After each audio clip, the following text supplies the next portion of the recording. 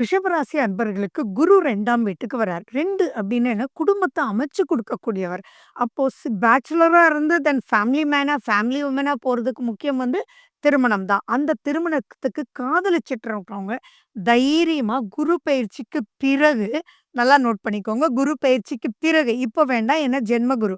குரு பயிற்சிக்கு பிறகு நீங்க உங்களுடைய பெற்றோர் இடத்துல நீங்க போய் சொன்னீங்க அப்படின்னா, அது நல்லா இருக்கும் பட்சத்தில், அதாவது கரெக்ட்டா இருக்கும் பட்சத்தில் அவங்க திருமணத்துக்கு ஓகே பண்ணலாம். அல்லது உங்களுக்கே புரியலாம். அது கரெக்ட்டா இருக்கா? இல்லையா? அப்படின்றது. ஸோ, அப்ப இங்க வேண்டியது குரு தெளிவு குடுத்துருவார்.